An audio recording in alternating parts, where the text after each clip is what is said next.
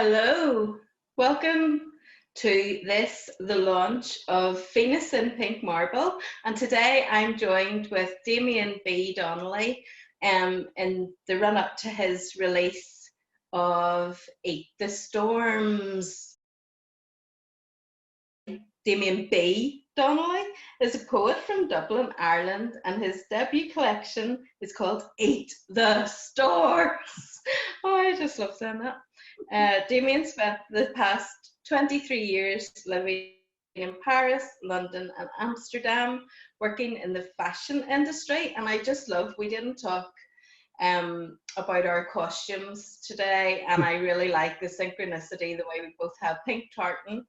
And obviously it's very on trend at the moment if Damien's wearing it. But he returned to Ireland in December 2019 with a dream of opening a writer's retreat on the West Coast. Those dreams went on hold as 2020 unfolded, and he turned his attention solely to his writing. He writes about identity, fragility, and the connection between falling down and learning how to get back up again while making very good cakes. Hi Damien, how are you? Hello Gaynor, I'm very, very well, very excited to be here. Thank you so much for having me. I can't believe that we're having our launch already. It felt like this is a dream that's been going on for so long, but here it is. Congratulations, and also belated happy birthday. Oh, thank you.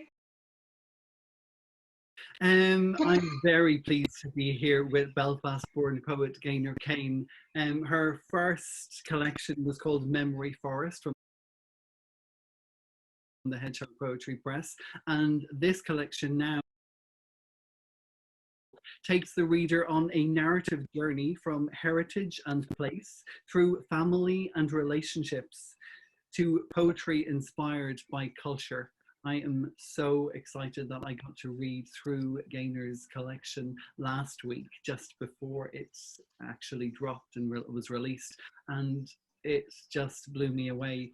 I think what was most impressive about it for me was how gently you managed to lead the reader in. You introduce us to characters, you introduce us to yourself, but by the time we get into the center of it, it's so personal that we feel that we are part of the family, that we are a part of your words. And I think that is just a magical trait to have. Thank you. Thanks for all your generous comments. So it's lovely to know what readers get from a collection. And obviously any piece of writing, you bare your soul, you open yourself up, you share your experiences. And yeah, that middle section is very much me and my life, my family, and my personal experiences, some of which have been better than others. How did it feel sharing it? Like, I have to say, this last week has been full of emotion. Like, it's when you finally release the collection and it goes out. I think for so long I was thinking about, I just wanted to have a collection and to have a group of words together, a group of poems together that was me and that I could share. But I didn't realize that when you give it out, it's like giving up a child. You give it out there, and you hope people are going to love it. And so now there's a tension of, oh, there's a reaction. People are going to review and read this and have their own comments. How did it feel for you? It's terrifying. I think one word sums it up. Yeah, terrifying. But at the same time, I think it's part of your job as a writer to engage with people.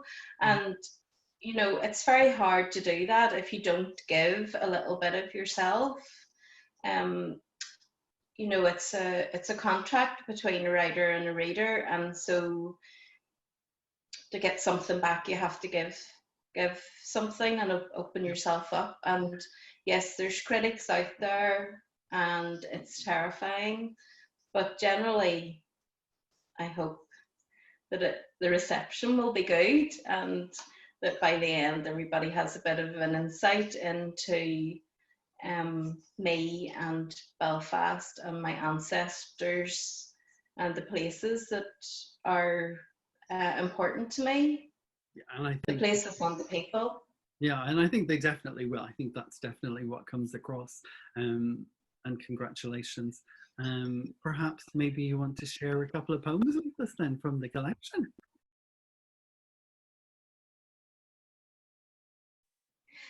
This poem's called Paper Boats, and it's a bonus poem which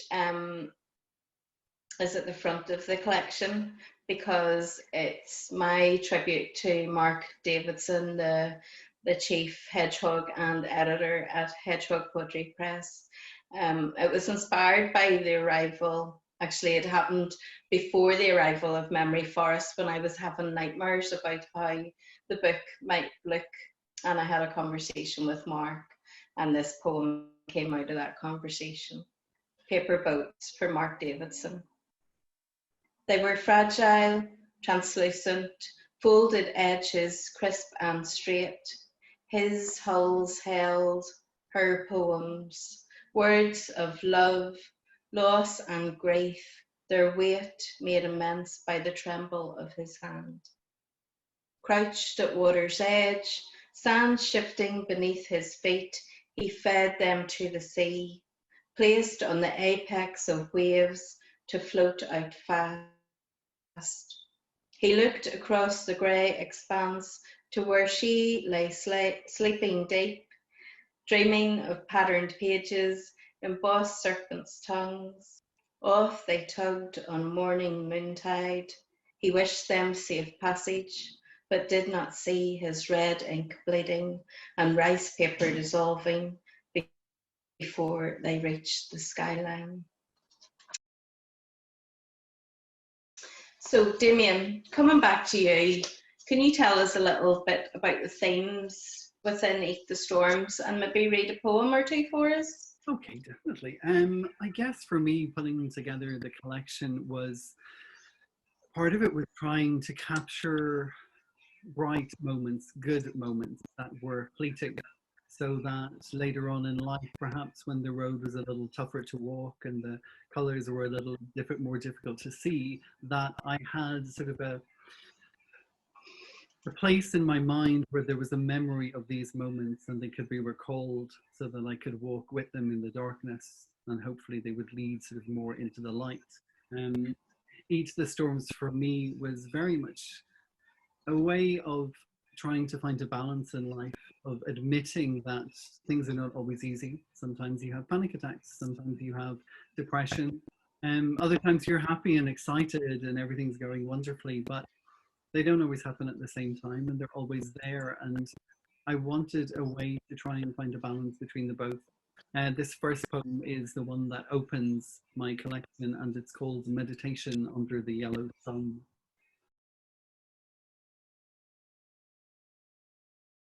I wanted to draw the sand of the moon on a sun-drenched beach,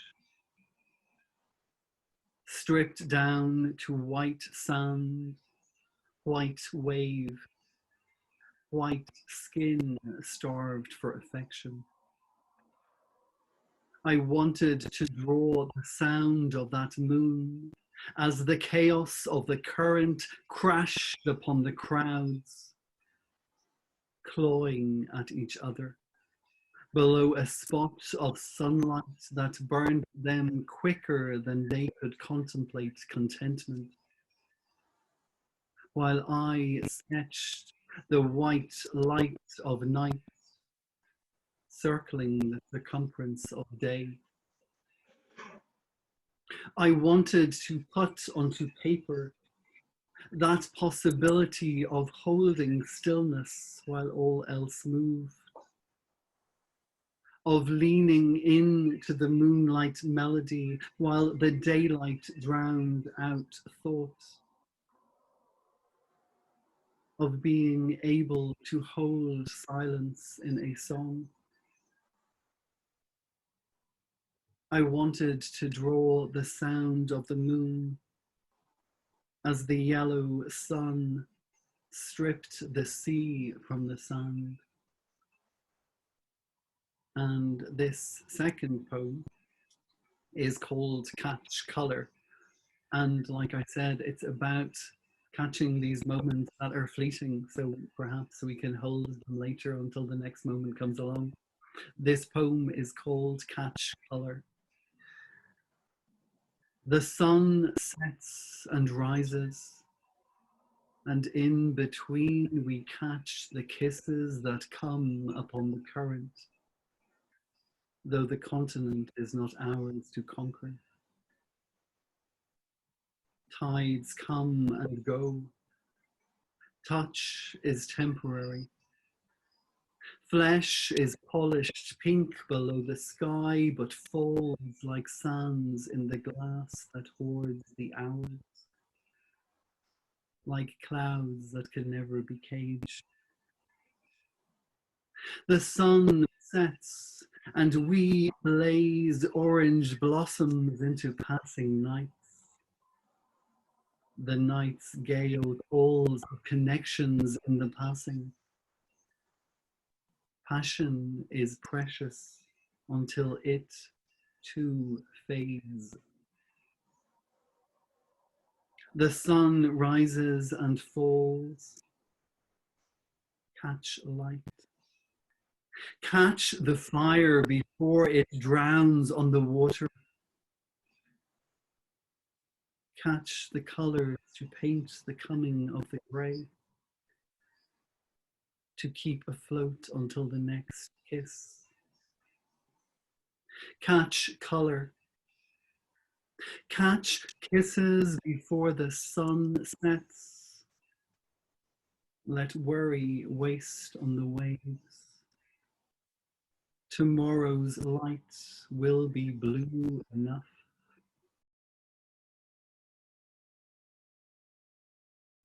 Again, going back to Venus in Pink Marble, I already got to read it, so therefore I know it's divided into sections. Would you like to maybe share a little bit of the background of those sections with us? So there's 3 sections. The first section is about ancestry and heritage. The middle section becomes a lot more autobiographical and talks about myself, my life, my parents, my extended family.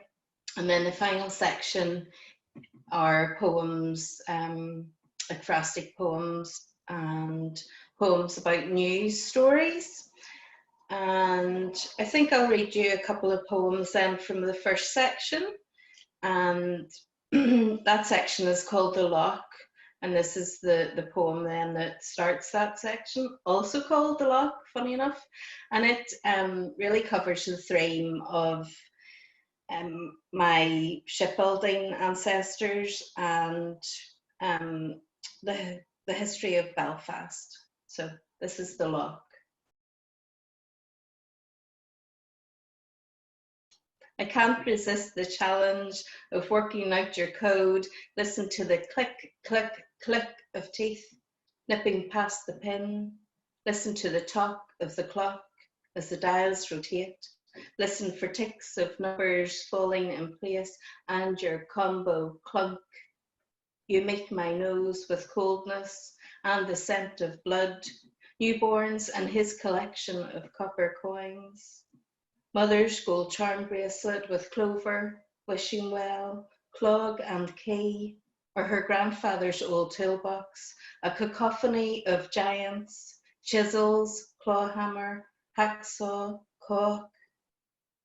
Your colour has me thinking of boulders along the edge of Belfast Lough, where O'Neill's red hand alighted after being cleaved and hurled from sea to land.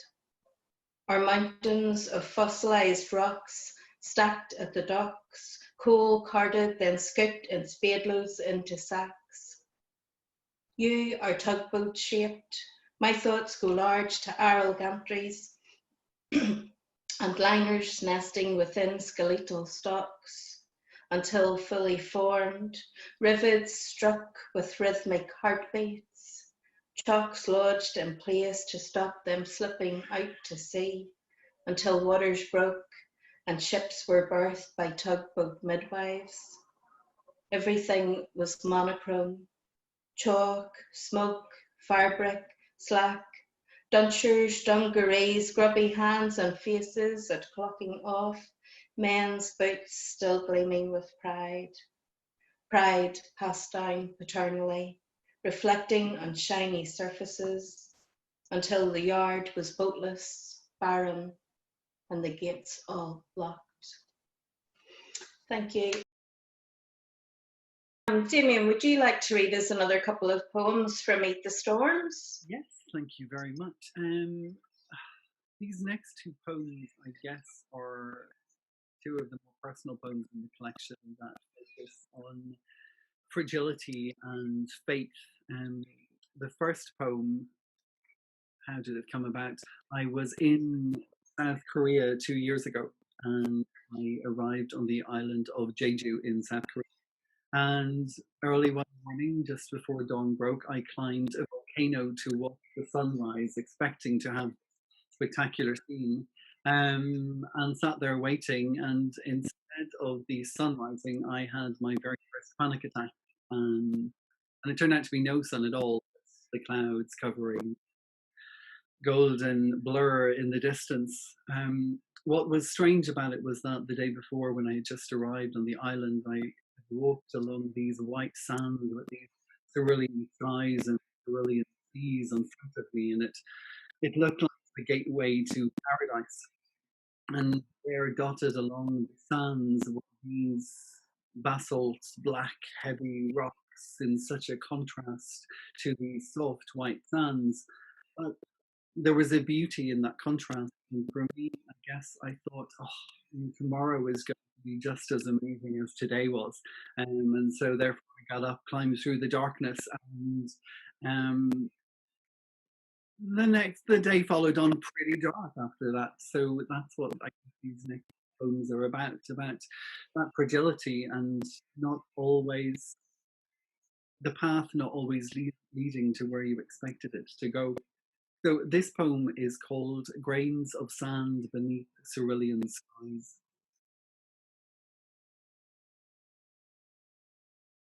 Faith is fragile. Courage is not always conclusive. We don't command the waves or comprehend the clouds. I tell you, this sand will be swept into the sea by nightfall. This baying breath of cyan beneath the stretch of those cerulean skies. This smooth, salt-licked land was forged from fire before you were born. When vultures had feathers instead of hands and knives. When volcanoes were all there was to fear. Faith is fragile. We can't see what once was or what will come to be. We lie somewhere below the cave, searching for security on a spot of shore before the tides return, and we in turn become grains of sand that some being will one day look upon and try to see what is no longer there. It is ours to be the basalt or to be something better. And this second poem, also about fragility, stems, I guess, from my beginnings. I was adopted as a child, as a baby, and I've always known this. It was this magical story that my parents told me when I was a baby growing up, about how they went into the store and they looked around at all the babies in all the different cots. And when they came to me, they looked at me, they saw my eyes, and they said, "Oh, we have to have this boy," and they brought me home. Um, Later on, as I grew older and a little bit more wiser, I realized there wasn't a baby store where you just went in and were allowed to pick their own children. But nonetheless, I'm really glad that my parents told me that I was adopted in that way, because it was never anything negative. It was never anything that I felt sad about. I actually was very proud of it. I went into school and I used to tell the kids, "I'm more special than you are because I was picked." Later on, I was picked on and bullied, but in the beginning, I thought I was the most amazing child because I'd been chosen. But what's funny is that the older I get, I guess I start to look back at my beginnings, and it's only now as I've just turned 45 that I start to think that I can only look back so far, that there is a part of my history that I really don't know about, and that's where this poem comes from, and it's called Shades of Blue. I hear you calling in shades of blue. From the extremities my arms reach can never cover. I hear you calling in shades of blue. Your concern comes in currents across the continents. In these cold corners, when I question creation and my position within it, I hear you calling in shades of blue.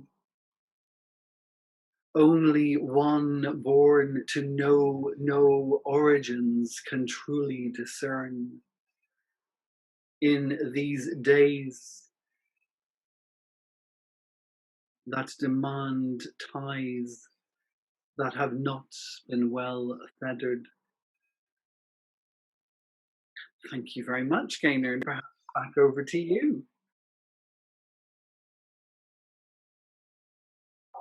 Thanks for those, Damien. Beautiful poems. I could listen to you all day. You've such a gorgeous reading voice. It's just very lyrical and mesmerising.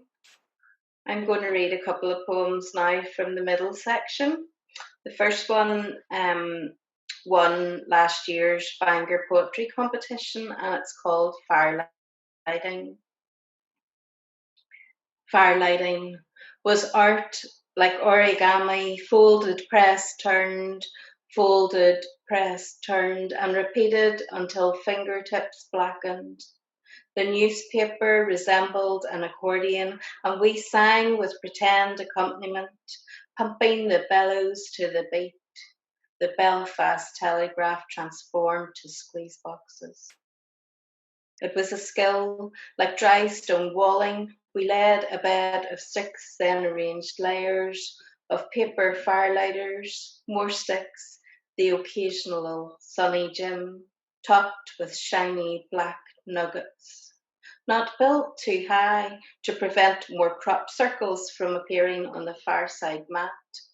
We carried cooling ashes at arm's length to the bin. It was dangerous, like lion taming. You flicked the match against the fabric, poked it between the bars to light the paper before the flames scorched your skin. We watched as flames seared sticks, charring them, sparking red as the last sheet of paper was held at the corners, taut for the draw. And I'm going to move on now to the last poem in that section, which is dedicated to my lovely daughter Tara. And it's really a condensed account, really, of her life up to date, and it's called Biologist for Tara. At 2, you fell in love. By 3, before fully formed sentences were within your grasp, several species circled your tongue, knowing their ferocity, geography, anatomy, first and second dorsal, pectoral and caudal fin. Great whites most dangerous, but you told us it was man's fault for dressing up as sails, followed by tiger, mako, thresher, hammerhead. Learnt your colours, blue, black tip, white tip, grey and lemon. Liked the ugly ones best, goblin, wobegones. Cried when you found out honeycomb and angels were endangered. decided to be a marine biologist, an activist, a savior of sharks. At 8, you explored the blue planet, posed on magnificent megalodon jaw, twice your height, its teeth larger than your fierce hands, pressed nose to tank, watched divers with envy.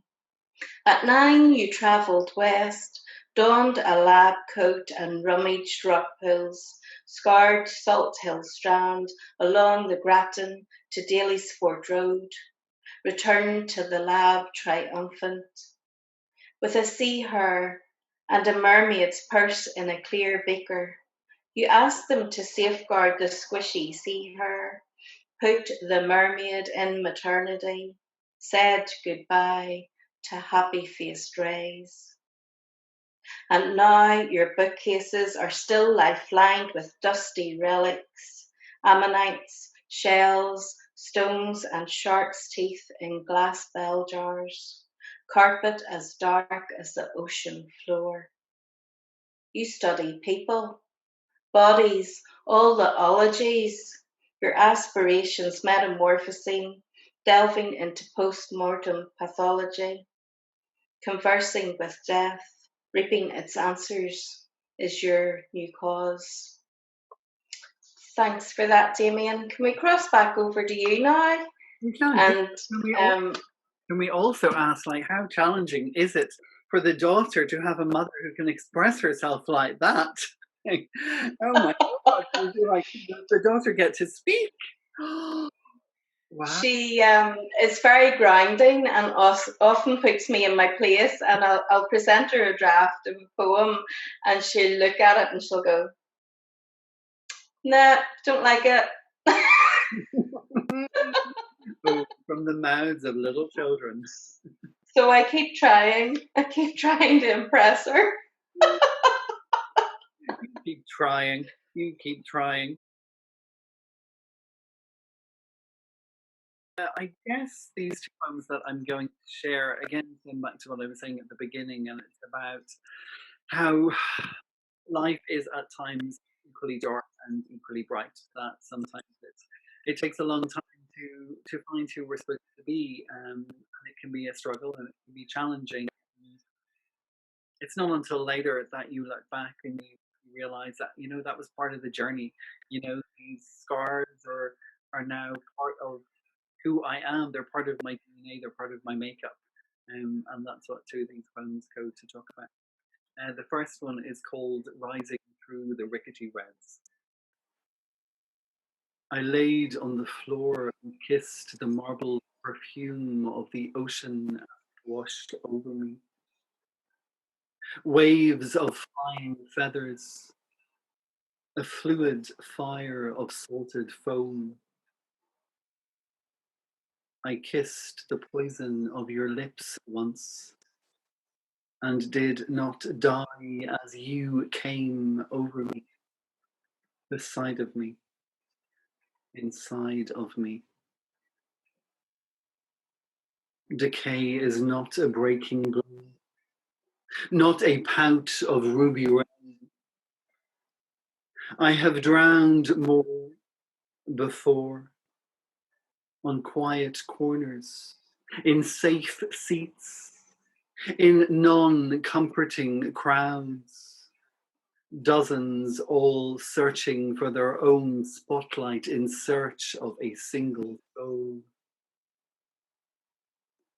Spirit is often lost in too much light, and I wonder if the blind see better. The day can be a dark dance. Fathers can decay in the garden where hope can't win over weeds. Mothers are sometimes made beyond the cord that was cut from the blossom of another's labor. Bleeding can be a rite of passage, like letting go, moving on. Blood is not always the thicker bond, and flowers can find a rhythm in a red room where the will is willing to wait and not be waited.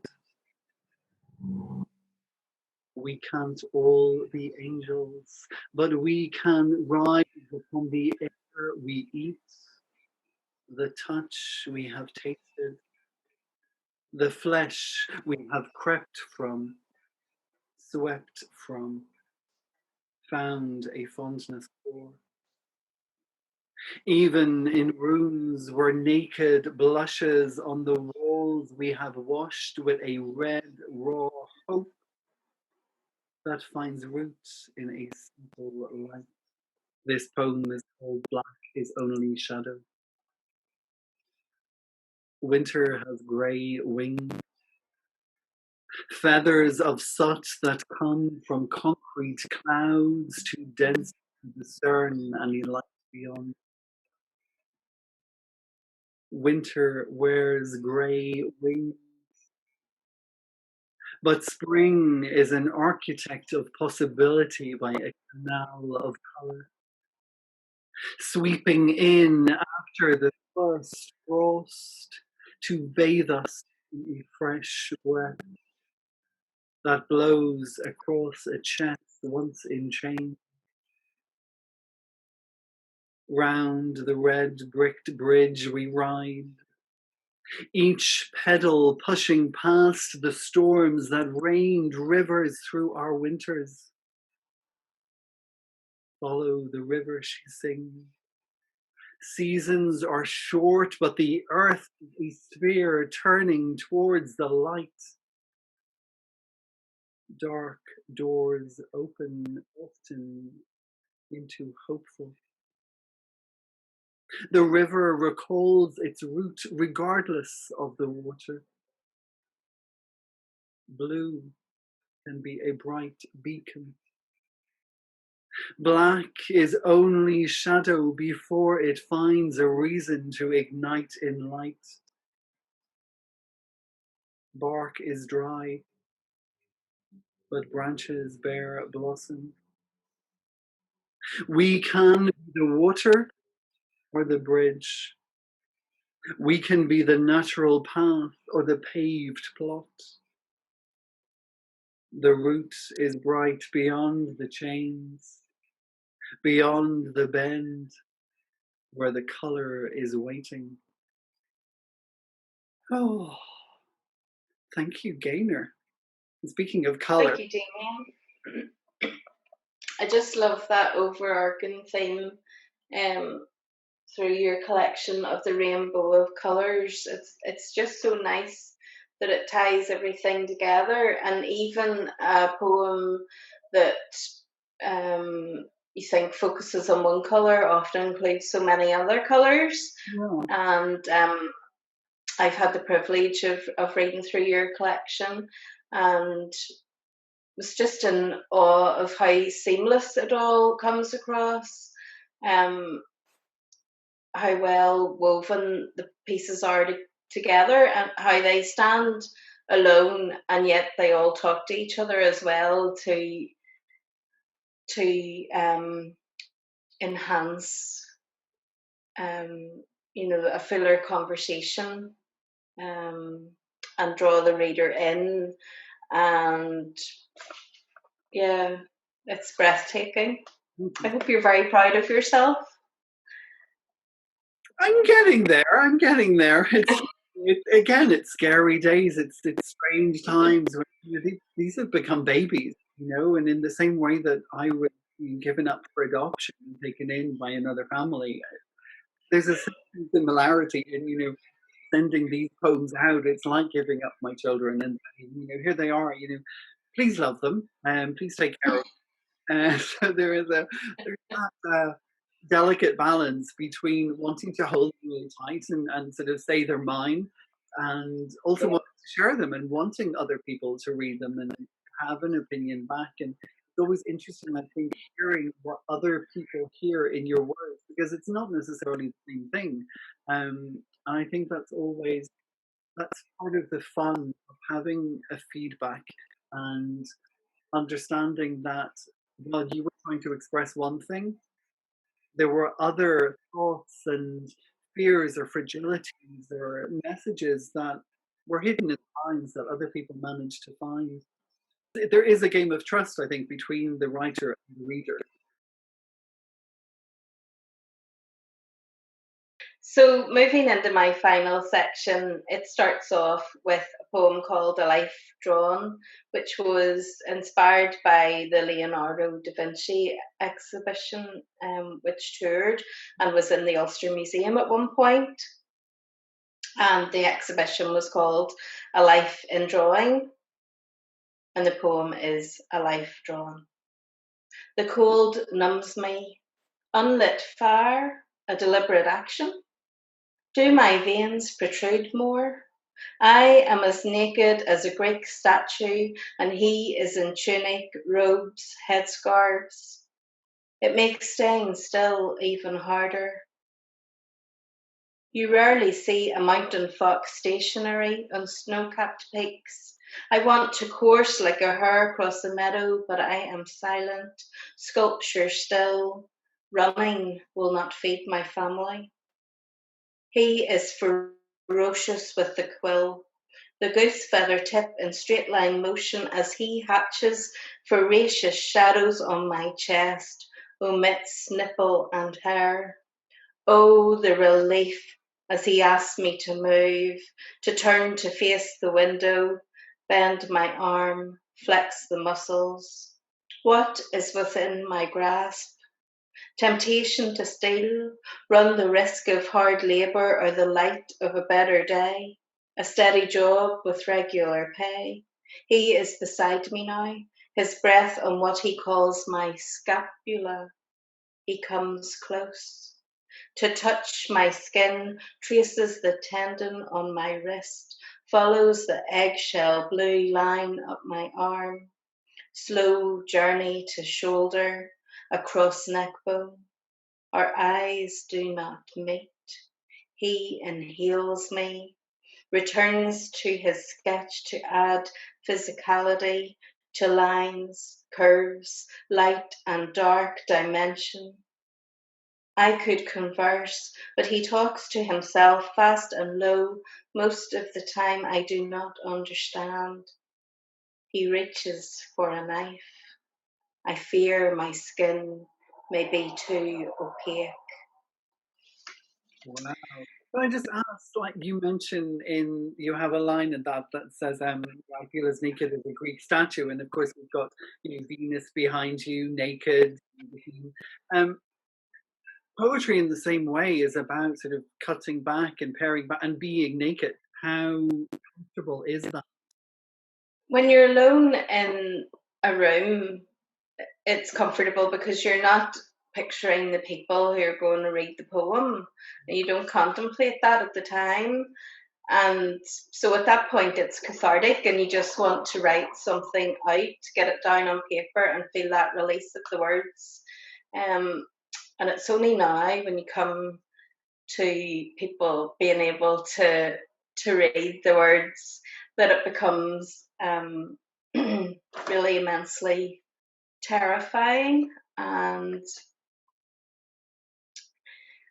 but you have to move past that, and you have to hope that it resonates with readers, that they get something, they have empathy for what you've been through, and that it talks in some way to them. And it's funny because we had a conversation, I think it was last week, we were talking on the phone, and I was talking about reading one of the poems in a little section about a certain fire that happened in a certain bathrobe when you were a young girl. And I had said that, I read it and I was just, full of fear and anxiety. It set me alight with this stress. And we were talking about it on the phone, and you started laughing. You had this completely different distant interpretation of it. It was like, yes, funny, you got to your mom and you said, I'm on fire, and mom bashed me out and I was fine. But it's interesting to see that that how people do interpret things in a completely different way. Well, I suppose I was playing that experience down when we chatted on the phone. Yeah, I mean, it was a big thing at the time, and it was scary. I suppose I have distance now, and a lot of the time you need that distance in order to be able to write from not a completely emotional point of view. So I'm going to move on now to the final poem in the collection. And as you probably know, Damien, when you join the subscription scheme with Hedgehog Poetry Press, which is affectionately called the Cult of the Spiny Hog, you're asked to write a hedgehog poem. Have you done yours? Not yet. No. Anyway. I'll give you a deadline. So this is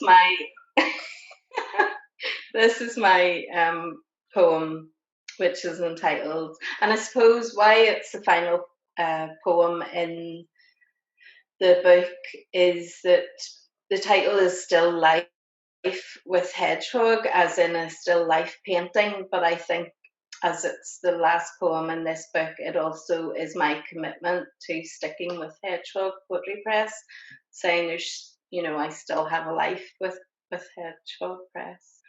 So this is Still Life with Hedgehog. The items have been arranged, carefully positioned to vary height with texture and tone, lit from the left. But what the artist hadn't bargained for was that the sleeping urchin would unfurl, spine straightening, like tipped quills oblique, to nimbly negotiate the spray of red roses, and feast on wedge of watermelon, white table linen turning light pink. So, would you like to read another poem? I feel like I've talked for a long time. Oh, okay, then go on. I guess maybe just before the end, I'd like to reaffirm what you said at the beginning, and just to thank Mark Davidson, who's the creator of the Hedgehog Poetry Press, for creating the Hedgehog Poetry Press and for sharing these collections and for picking us. Like I'm 45. I've dreamt of being a writer most of my life. I decided to go into the fashion industry instead and spent the past 24 years as a fashion maker for various fashion brands. But I've always, writing was always there. But I think because I went to college and I studied fashion design, it felt like that was what I was supposed to do. And writing was just this, hobby, the same as like painting or baking. It was just this thing on the side. And it's only been in the past, I guess, 10 years that I've thought, well, maybe maybe this is interesting, maybe this is something. And so last year when I won the competition to have my first collection published, it was a changing point. Like, it was really a turning point in my life. I was, oh, maybe I have a talent in this, maybe this is something that people would like to read and share. And so it's a huge thank you to Mark for, literally making this dream come true. I mentioned before, I think that I was home a couple of years ago and I was in the attic and I found a box of my stuff as a teenager. And in it I found a letter that I wrote, I think I was 16, and it was to be opened after I turned 30.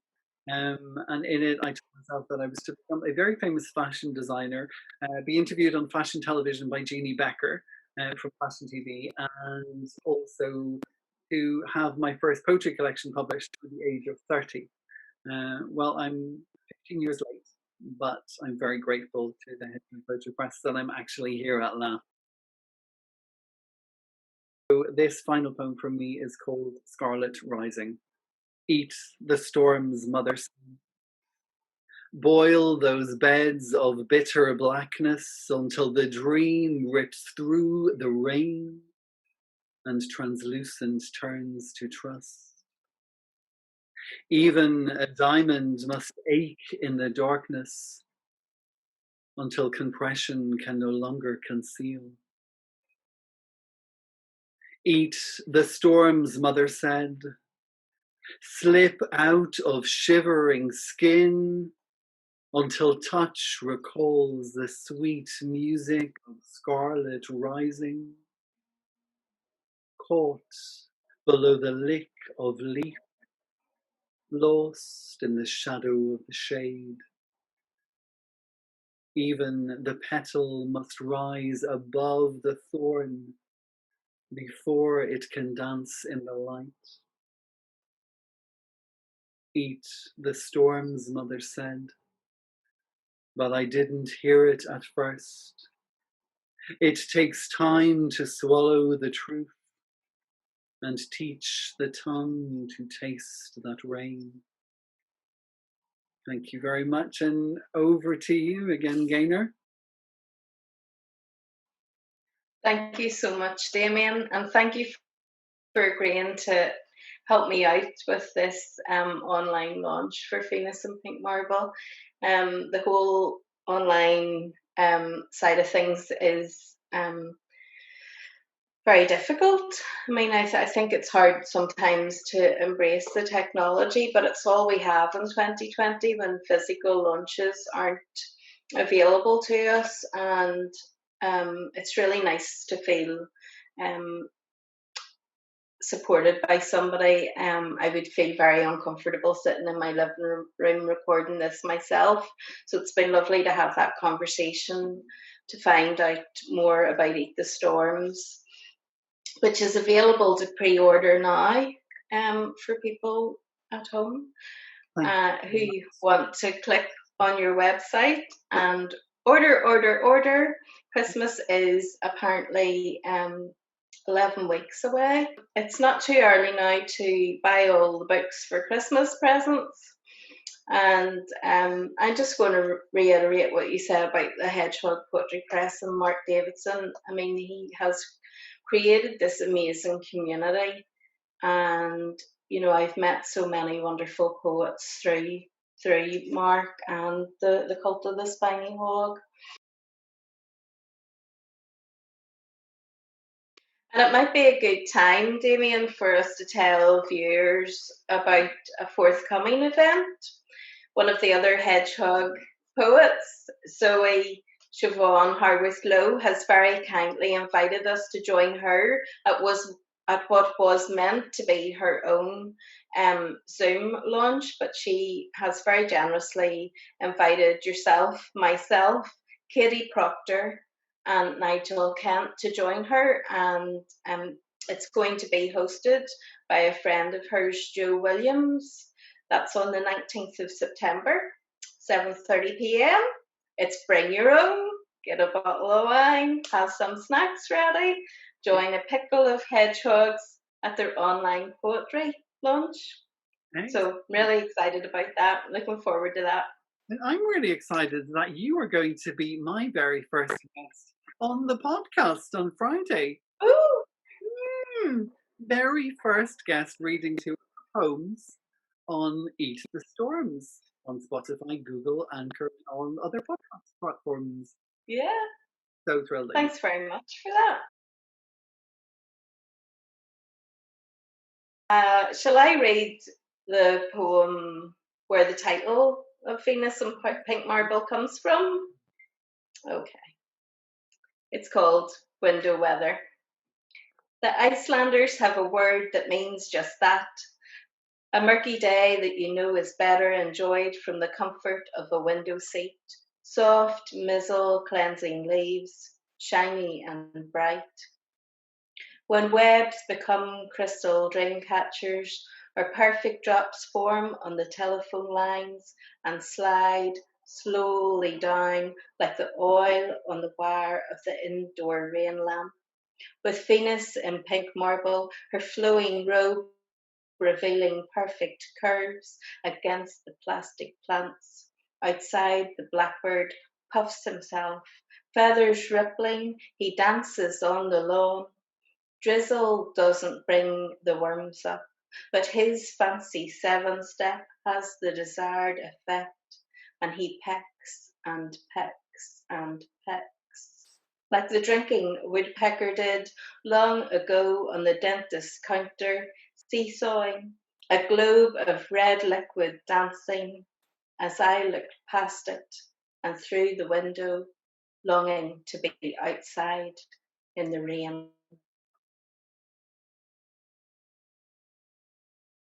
Damien, thank you so much. It has been an absolute pleasure and joy to spend this time with you today.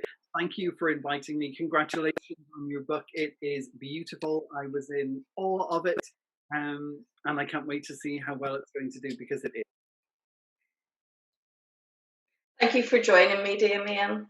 Likewise, and congratulations for Eat the Storms, which is a beautiful collection. And I can't wait to have the physical book, have it in my hands, and read it yet again. Me so too. Thank you. And thanks for all the watchers. I hope we haven't just been having the crack with ourselves, and that maybe one or two people might tune in to watch this and hear the poems. I thought it was just you and me. Are other people going to see this?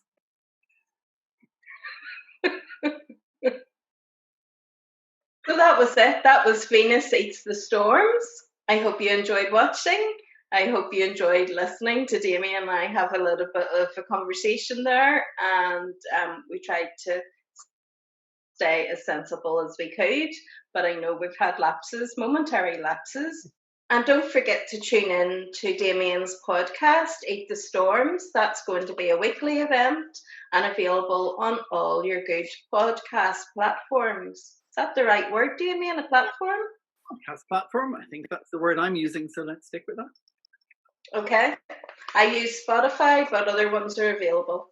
We have Spotify, Apple Podcasts, Pocket Cast, Anchor, Google Podcasts, and it's growing every day. So every day there seems to be another platform added. But yeah, try out your main ones and then you should find us there. Fantastic. I think we're done. Are we done? I think we're done. All right. Should we wait? Bye, everybody. Bye. Bye. Cheerio. Eat the storms. These are horrible.